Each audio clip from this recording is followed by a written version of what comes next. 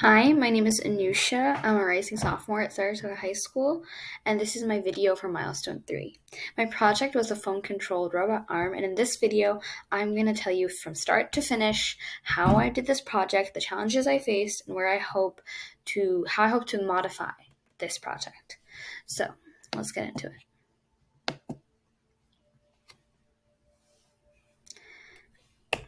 Okay, so as I said before, I am a rising sophomore. I went to Saratoga High School, and a little bit about my experience is that I have been doing robotics since fifth grade, and I've always loved it.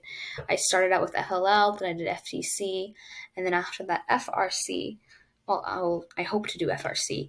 I'm going to keep going on that robotics path, and I've also taken some coding classes, some Java, some Python, stuff like block programming, stuff like that. And that bleeds into why I chose this project. It contained both coding and robotics, both things that I really want to, learn more about, which is why I picked this project. It had new things like the Arduino that I could learn about and build upon and just, yeah. And some of the materials I used for the project was a Arduino board, a breadboard, 4 servo motors, 8 small connector wires, 6 male-to-male jumper wires, the kit for the mechanical arm claw, and the M3 screw and nuts kit. Here is a demo of my project in action. So here, let me just move this. So as you can see, I'm pressing the right button and the left button, which is getting the arm to move. And then you can see me pressing the open and close for the claw. And then after that, you see me going onto the computer to show you the outputs and the code when I'm pressing the other buttons on the phone, which is hard to see here, but it's doing the up, down, forward, and backward. And that's what it's showing in the serial monitor screen. And yeah, that's the rest of the video you're watching here. So yeah, that's my demo. So now, moving on. Challenges I faced. Well, I faced multiple challenges. One was getting a critical component of the cube base to fit into that square. And then it was also building the claw. That was very, very difficult.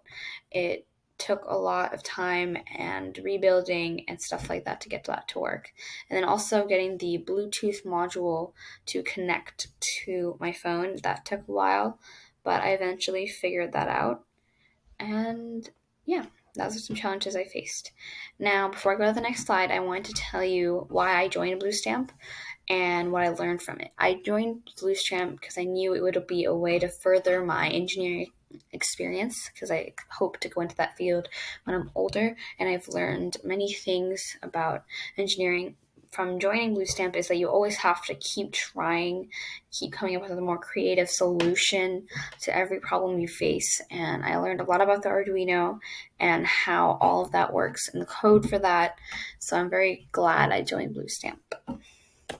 Now, a modification I would like to do in the future is I would be really happy to be able to control the arm with the joystick controller instead of the app.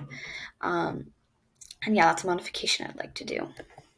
Thank you so much for listening. And yeah, that's my project.